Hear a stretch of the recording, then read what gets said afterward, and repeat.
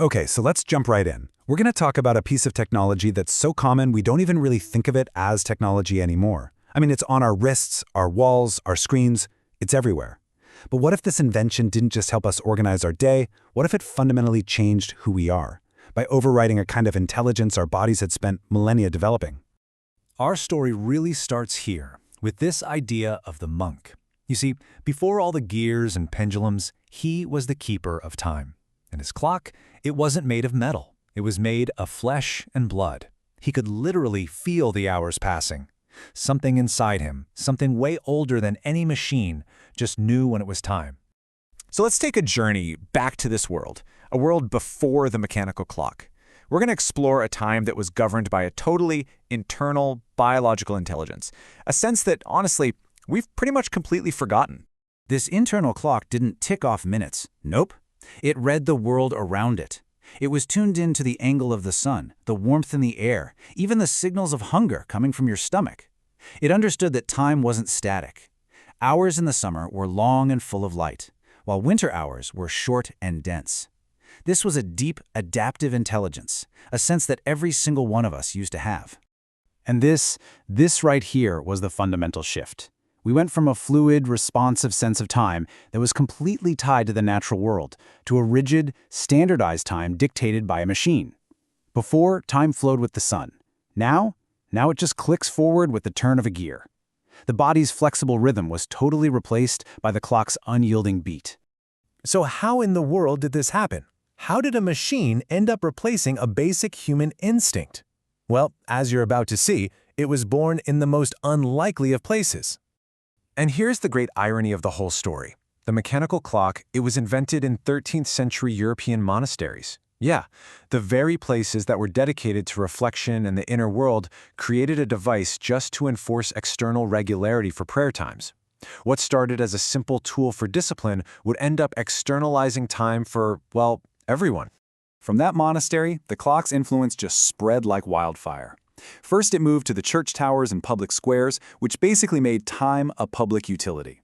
And suddenly, everyone's day was synchronized to the exact same mechanical pulse. Time was no longer this personal, internal feeling. It was now external, public, and identical for everybody.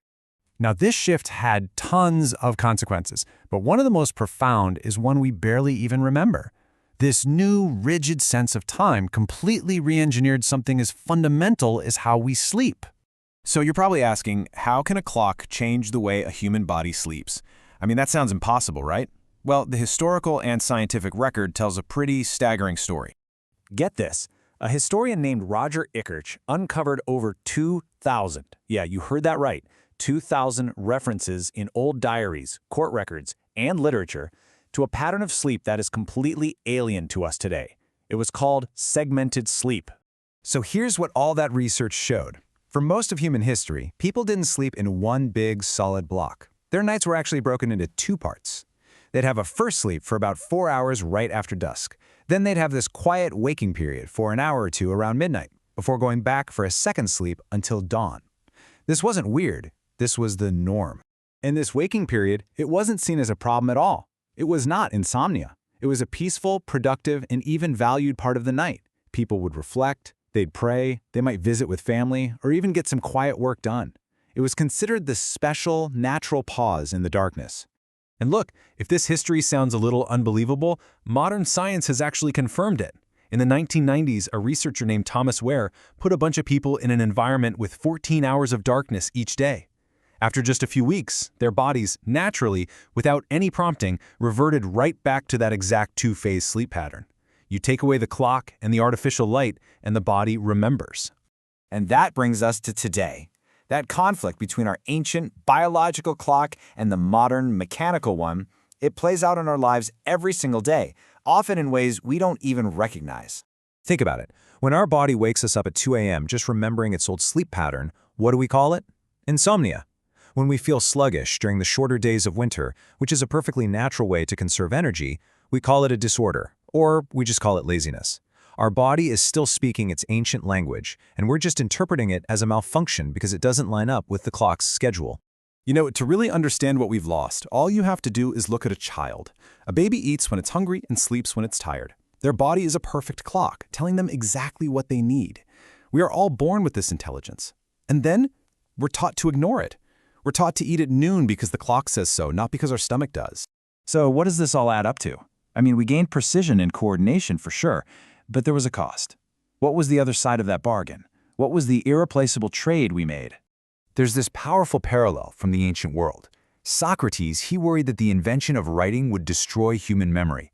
He argued that a tool doesn't just help a faculty, it replaces it. And once it's replaced, that faculty just withers away.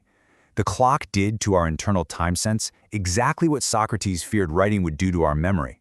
At the end of the day, it all boils down to this trade-off. We gain the incredible certainty and precision that we needed to build modern society. Nobody can argue with that. But in the exchange, we lost our intuition, our deep connection to natural rhythms, and a biological intelligence that was refined over eons. And this leaves us with a pretty profound question to chew on. It's not about getting rid of our clocks, of course not. But it is about understanding the consequences. What did we become when we learned to trust a machine on the wall more than the ancient, living machine that exists within us? In the end, sure, the clock is more reliable, it's more precise, it's more useful for the world we built. That's true. But it's also true that something vital, something absolutely irreplaceable, was lost in that trade. And that's a thought worth sitting with for a while.